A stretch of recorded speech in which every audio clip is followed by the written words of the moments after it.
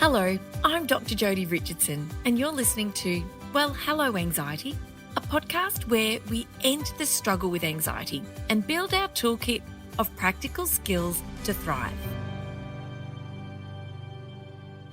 Hello, and welcome back to another episode. I'm your host, Dr Jodi Richardson, best-selling co-author of Anxious Kids and author of Anxious Mums, and an international speaker and educator. And as you know, if you've been with me, that I am passionate about all things anxiety, moving it to its rightful place, amplifying your well-being and helping you to live the life that you would love to live, even if anxiety has to come along for the ride.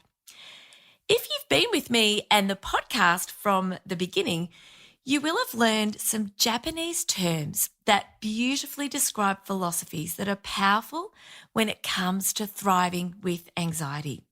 And the wonderful Carly Taylor has shared with us the idea or the concept of arugamama, which I want to say arugamama. You can say it however you like. But the idea is, with things as they are, what can I do next? So this speaks to acceptance and moving forward. Kaizen is all around small, ongoing positive changes to create continuous improvement. One I've written about but haven't spoken about on the podcast is Shinrin Yoku, forest bathing, so the practice of immersing ourselves in nature.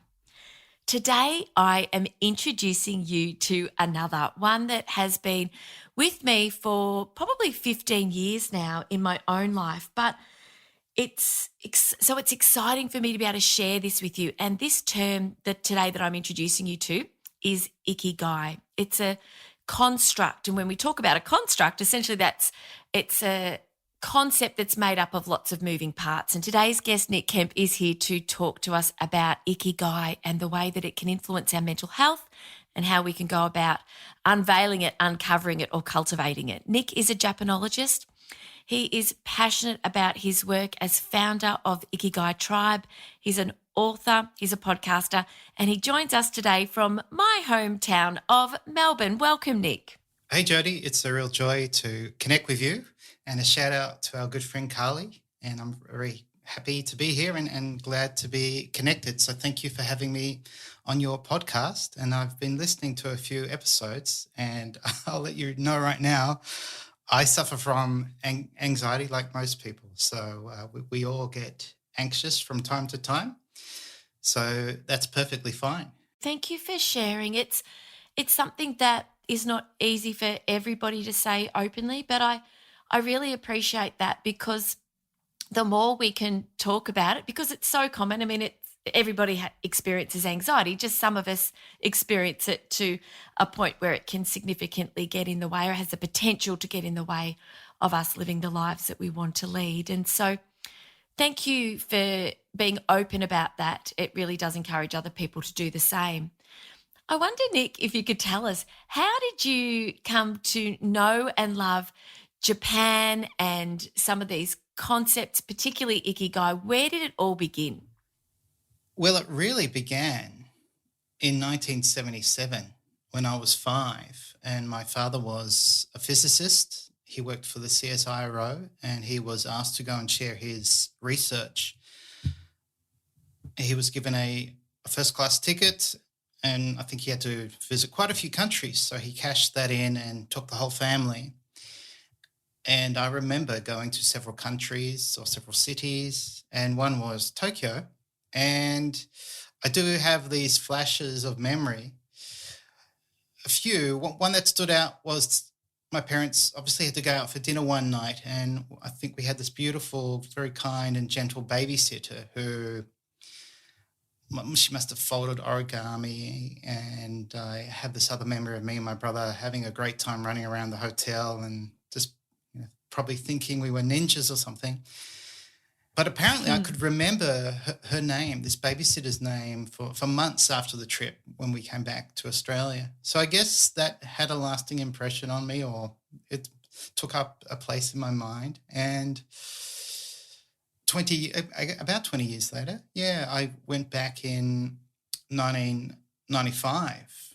And that was really my first trip as a trainee chef. So I was studying hospitality, and there was a traineeship to go to Japan and learn how to cook. And this company was going to open a chain of restaurants in Melbourne.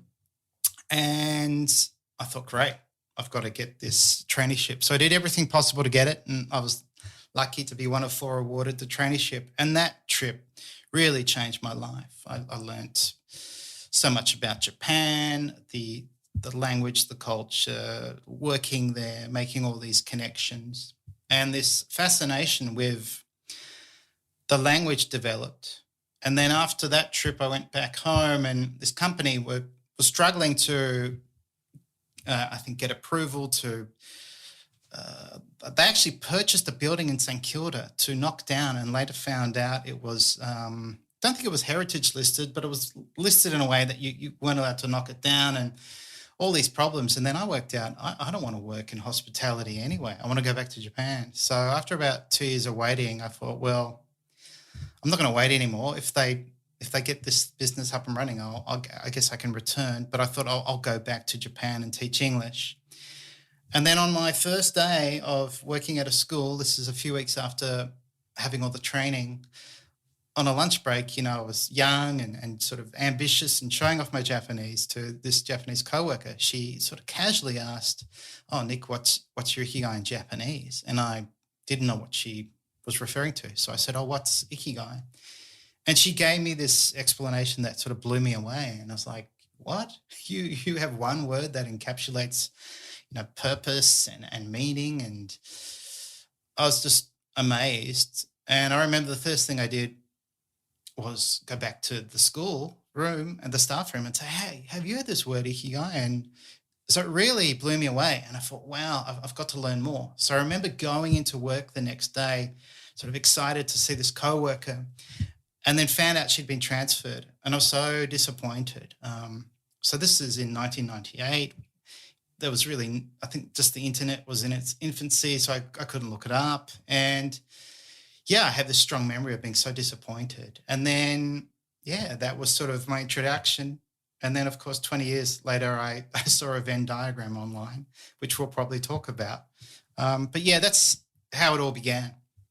Isn't it beautiful to think back to those times in our life when something makes a mark on us and we have an emotional experience and it's memorable, and those experiences in our life can be positive memories, or they can also be challenging times for us, because they do leave quite the imprint. And isn't it incredible that this all began with a trip where your dad made a decision to cash in that first class ticket, and the woman that looked after you and your brother whilst your parents were out for dinner will likely never know the difference that she's made in your life, and that was possibly even a turning point for you. And that's the beauty of overseas travel, isn't it? And being exposed to other people and other cultures. Yeah, that's a good point. It actually astounds me how the small acts of other people, whether it's a question, even someone posting something online that's inaccurate, can ultimately have this positive impact on your life. And so you never know. You just don't know the chain of events and little interactions, how they've influenced your life. And most of the time you don't have the opportunity to go back and thank these people. I can't go back and find that babysitter. I can't even find that co-worker who introduced me to the word. But they've definitely, years later, had this incredible impact on my life. So it is astounding that the small acts of others can change the trajectory of your life decades later. So keep that in mind. It just blows my mind. Yes. Yeah. So talk to us, please, about Ikigai. I remember when I was introduced to it many years ago, the description that was shared with me was your reason for getting up in the morning. And I've since learned that that's part of it, because there are different aspects and facets to Ikigai. So tell us about it, please. Yeah, that's an interesting question, and I'm really cautious now offering definitions, especially of Japanese cultural concepts, because they're multifaceted, multidimensional, and often in the West we make this mistake of, Yeah, just tell me what it is, and then we think we know. And that certainly happened with Ikigai. So I guess we could start off defining what it's not, and we briefly touched on this. If you Google Ikigai, you're likely to see a Venn diagram that asks you, are you doing something that you love, that you're good at, that the world needs, and that you can be paid for? And in the center is Ikigai. And actually, that's just one person's interpretation of purpose. That Venn diagram's had many iterations, but the one that's associated to Ikigai was developed by a Spanish astrologer, and it was just his idea of purpose. So we can say it's definitely not about making money. Ikigai is something intrinsically motivating. And then, it's quite hard to translate these concepts. So usually there's someone who writes a book or a paper and they think, well, I guess we could describe it as, the reason why you get up in the morning. And that does tie into the definition. But I like to always reference this amazing lady in the 1960s who wrote a book called Ikigai ni Tsuite, and that would translate to on Ikigai or about Ikigai. And her name was Miyako Kamiya. And I like to think of her as the mother of Ikigai. We often hear, the fathers of psychology and the fathers of philosophy, and more recently, the fathers of positive psychology. And there are all these women who've made contributions, but they never seem to get recognized. So rather than people thinking Ikigai is a Venn diagram, I think we should recognize the work of this pioneering researcher. And she made this clear, actually very practical definition. You have Ikigai objects or Ikigai sources, and they could be people, relationships, hobbies, your work or aspects of your work, even memories or even anticipation of the future can be sources of Ikigai. And then you have Ikigai Kan, and Kan means perception, awareness, emotion, feeling. So Ikigai is something you ultimately feel. And Kamiya wrote that the most authentic thing about your Ikigai or about Ikigai is, or are your emotions, the way you feel. And so a good example, the example she offers in her book is if your child is your Ikigai source, you're likely to feel all these emotions. And I can definitely relate to that. So I've got a son who's he's no longer a teenager soon. He's turning 19 next month, but I have feelings of love, connection. I have a sense of, purpose as a father, pride in the young man that he's becoming, and just this overall, playfulness and a sense of fun. And so that also ties into role, like this role of a father gives me a sense of purpose. So purpose is a strong element of Ikigai, but it is, it's multifaceted. But that definition of you have sources and then you feel it, and it's more relatable to intrinsic motivation.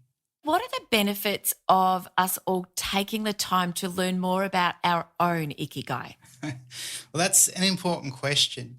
And I think one thing I should do is explain how Ikigai is different to happiness. So there are three main differences. Ikigai is more strongly tied to our future.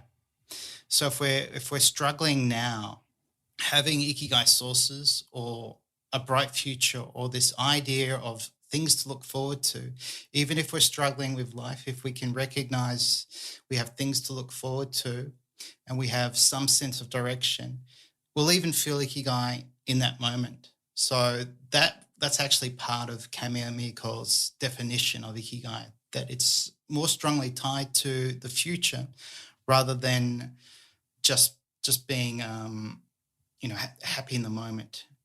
And it's more tied to purpose and meaning.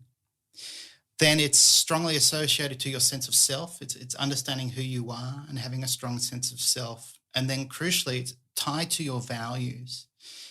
And I often say that you feel Ikigai when you're living a life in alignment with your values. And we all know if we live a life where we're living in conflict with our values, or we're compromising our values, and we do this. A lot of people do this every day. They're in a relationship or they're in a job that every day they go in and there is a value conflict. And to live a life like that is It can be soul destroying.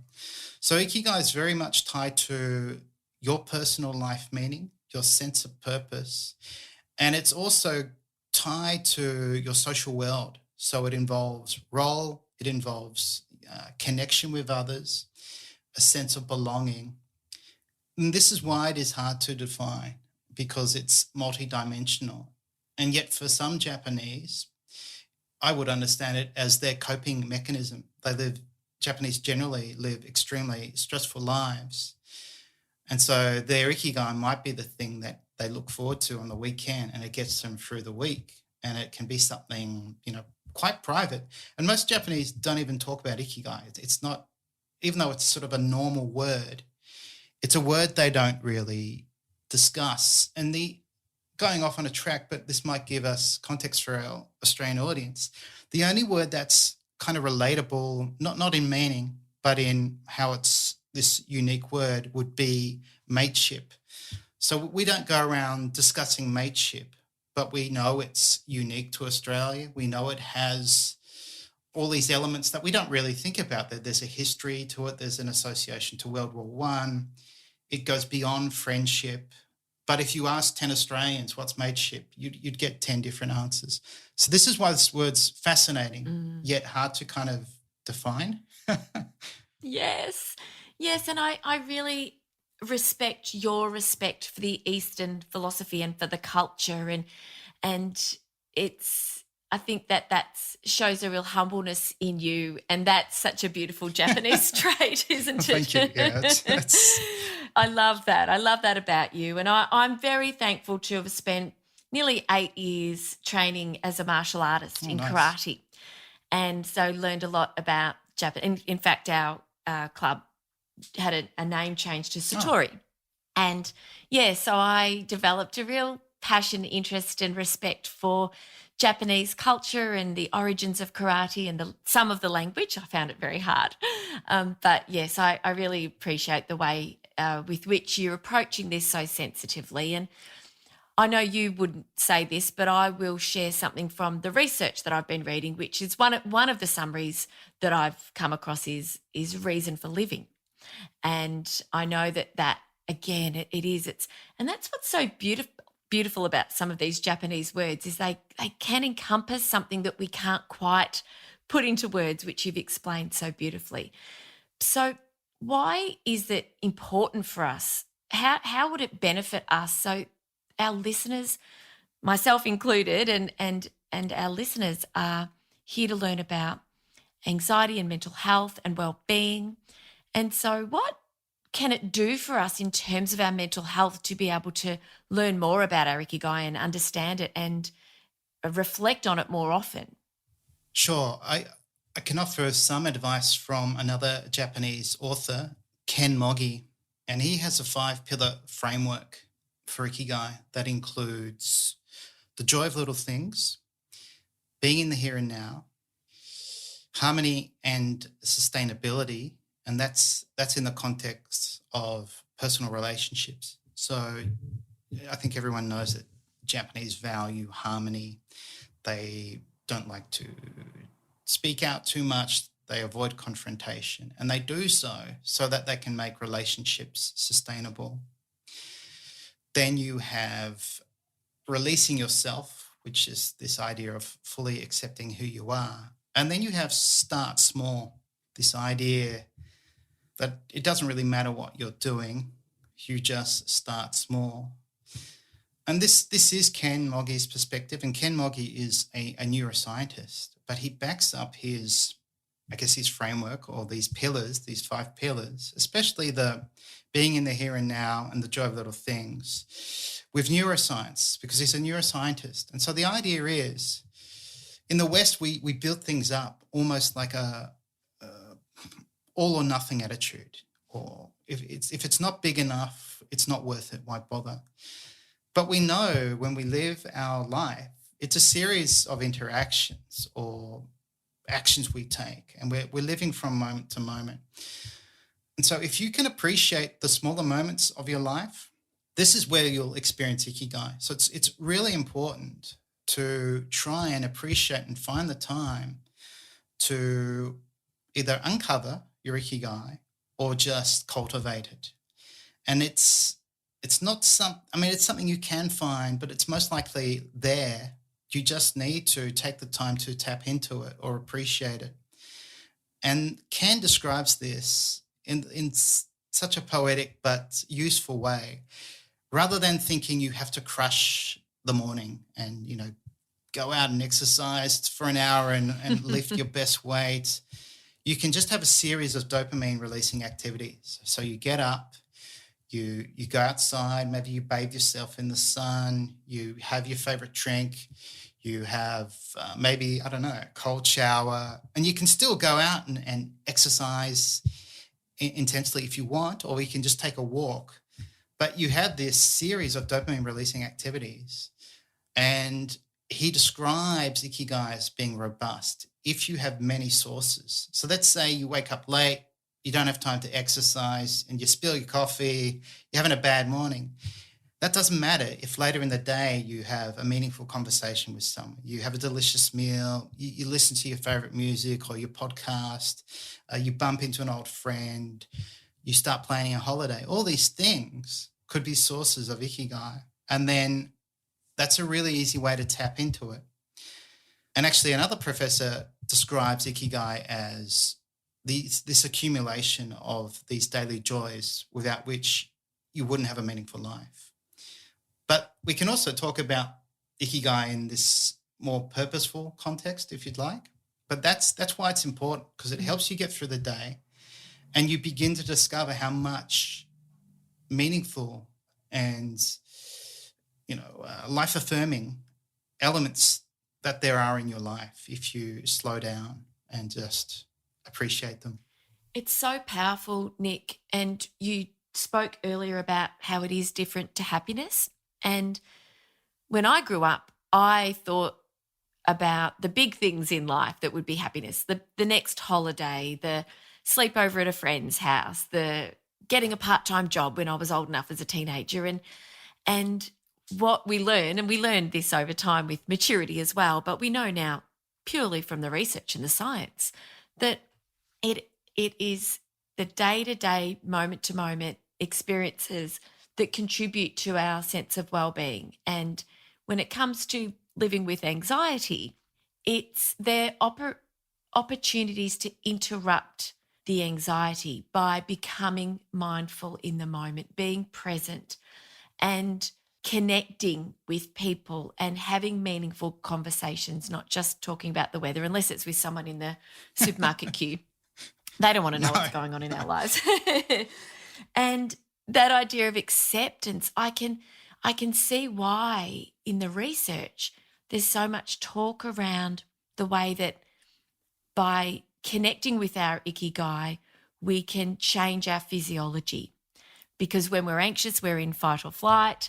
We're in this sympathetic drive. It's like the foot to the floor on the accelerator pedal or the gas pedal if you're in the US. Whereas these moments of connection with others, with moments with self-acceptance are beautiful contributions to our well-being in a regular and sustained way. So whilst it is a concept that you've described for us and you've shared so many examples, and it is one of those things that it's just a bit hard to put your finger on exactly, I think we've got a good understanding of it now, and it makes sense why this is important for all of us. But for those of us with anxiety, it can really be such a source of calm and comfort and connection with other people, which can be so powerful for us when we are suffering. Yeah, this is really interesting because I spoke to someone who translated a psychometric tool. It's called the Ikigai 9. So if you just Google the Ikigai 9, it's a psychometric tool used to measure one's level of Ikigai. And it's basically 9 statements, and they use the Likert scale, sort of a 1 to 5 scale. And so that offers actually a really good definition and gives some scope. And the person I spoke to about the scale and its benefits and how they were thinking, we really should do more research on Ikigai. He said something quite interesting. He said Ikigai's possibly focusing on Ikigai and cultivating your Ikigai would definitely help you with depression. But he said there's not enough research really to determine if it does with anxiety. And we started talking about this, and I thought, yeah, you can't really prevent anxiety. If you do something new for the first time, you're going to get anxious. But Ikigai can draw you out of that anxiety if you do something that you find meaningful and enjoy, and maybe ties you back to your your inner child or this authentic self. So I do think it helps with anxiety. I had a very anxiety filled couple of weeks preparing for this summit we talked about. But yeah, I would play guitar, or I would just fool around with my son and joke to get through it. Or I would speak to the speakers, and after speaking to them, think, this is okay. They're going to be a part of it.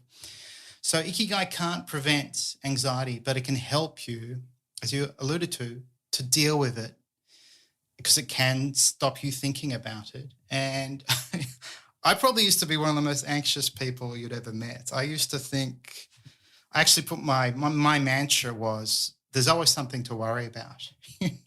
So you can even worry about worrying. So believe me, I used to worry a lot. But since I've studied Ikigai, and it's become something really important to me, and I obviously, as a result, I feel more Ikigai in my life. It's helped me get through, really anxious moments. And I know they're going to be more to come. And we need a toolbox, I guess, to navigate our anxiety. And it doesn't mean you're weak or you're a loser. It probably indicates you're at times just stepping outside of your comfort zone. You're doing something. And it might even indicate some sort of level of growth or self-development. So that's fascinating. There's no shame in having anxiety at all.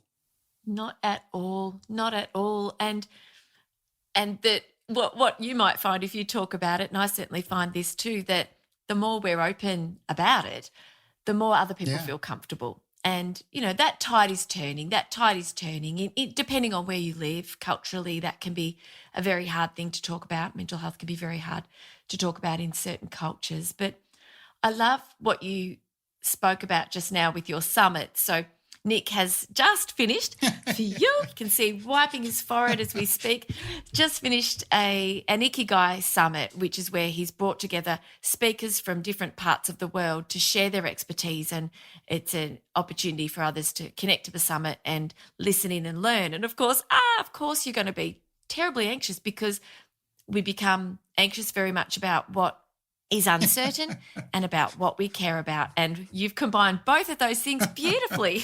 You had no idea. That was... And thankfully it was... I was just going to say that was on the Friday. We had that hottest day. Remember, it was 40. And... Oh, yes, it was... Every year I've had one power outage when it's been extremely hot. So I was thinking, oh no, what if the power cuts off? Or some guy pulled up in a white van and I thought he was from Telstra, and I thought, oh no, is he going to be doing something to the internet? Or what if the speaker stuff at the time? Or what if my internet doesn't work? And all these scenarios in your head of possibly what could go wrong, rather than thinking, look, it's all good. I've done Zoom calls 100 times. This is just a larger, longer Zoom call with different people. But yeah, for some reason, our mind decides, no.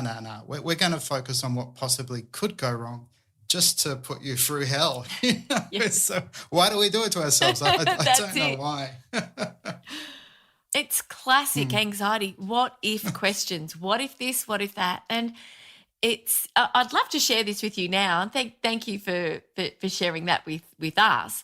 Is that a fabulous strategy for managing those thoughts? Is to be present in the moment, to be able to observe what you're thinking, have that observation, and recognize that you are having thoughts rather than being so swept away by them. And then asking if what you're thinking about is helpful.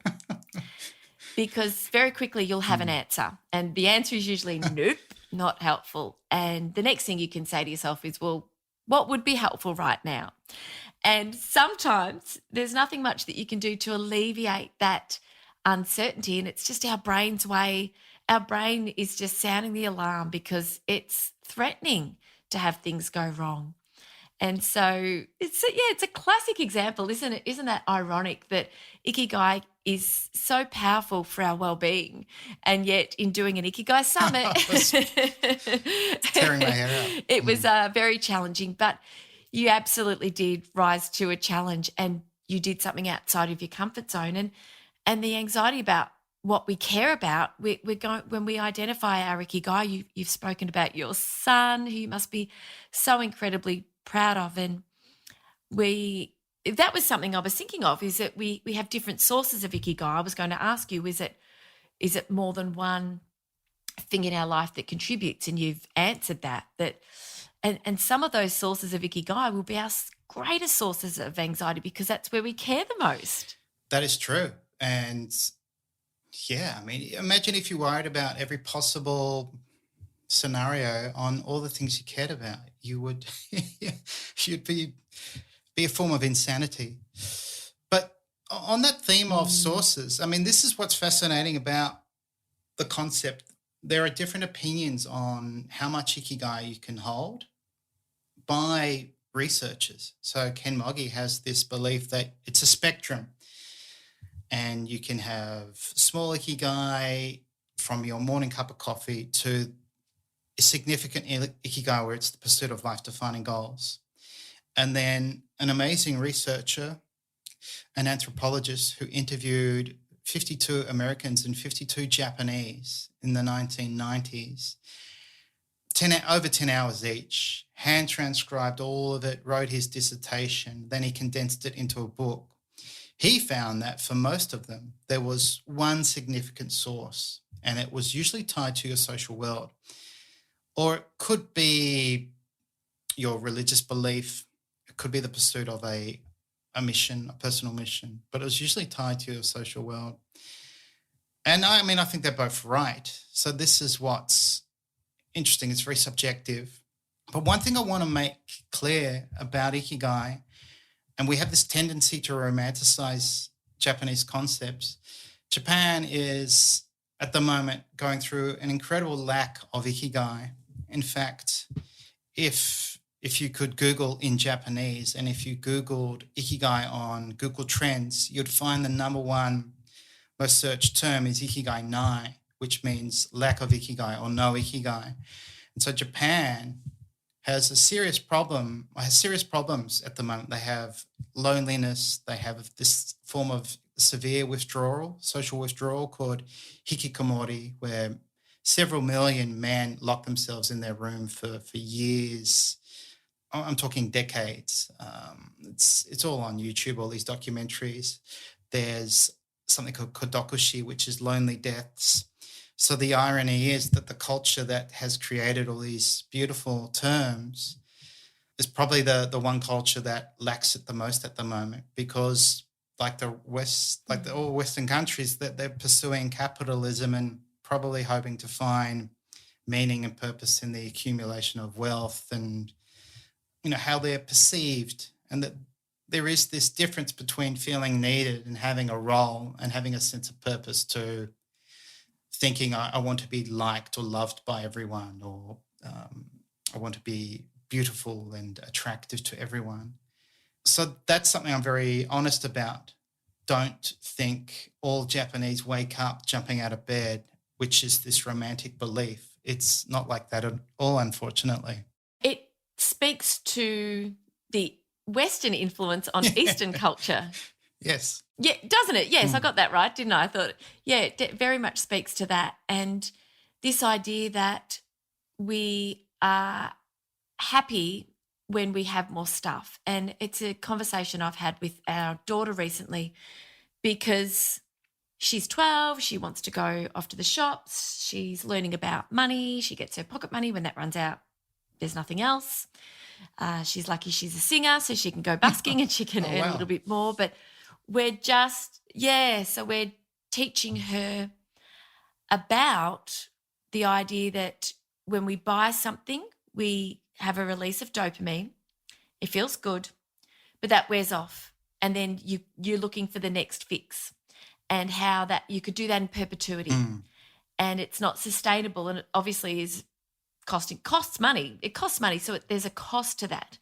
And then when you are old enough and you wanted to maybe have some independence and purchase a car, well, you might have 150 different little things that you've bought over the years that have faded in their joy, and you've cost yourself something else that might give you the opportunity to get out and about, do your own thing. And of course, as a parent, we're always trying to balance it, the life lessons with learning through experience, which she's doing as well. And I think that is something that we can all be reminded of, is that I believe the research around purchases for the release of dopamine and the joy from shopping, for example, is that we experience the greatest joy just before we pay for something. Well, that goes back to anticipation. Anticipation. Yes. I mean, that's a good point, because I think there is a certain quality to dopamine, and you can have, that hit, the retail therapy, the anticipation of buying it, you pay for it, and then within hours it starts to dissipate. And that's not a very meaningful, helpful type of dopamine, is it? Because, as you said, within a couple of days you might see another ad and you think, oh, those shoes look nice, or oh, that guitar looks all right. But if your dopamine's more experiential and it's shared with others, a meaningful conversation, that's very positive. And the urge to go out and have another meaningful conversation really isn't there, but you're always open to it. So that's a good point. There are different types of dopamine, and you obviously want to be mindful of what type do I want to experience.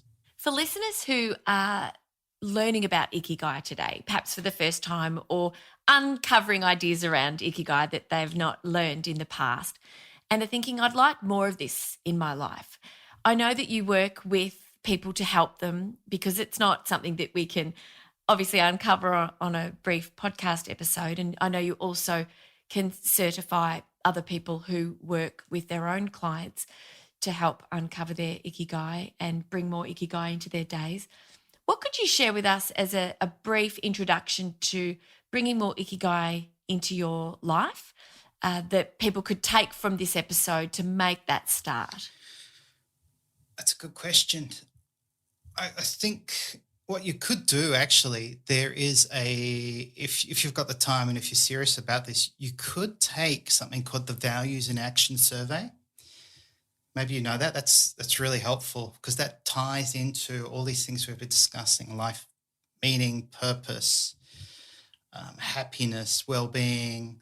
And I found that very reliable. And I like that idea of values in action. It's values you action. So if you take that survey, you should find, is it 24? Apparently we have 24 or 28 values. I can't remember the exact number, that to some degree we action or hold. And there are obviously 5 or 10 that stand out as the most important to us.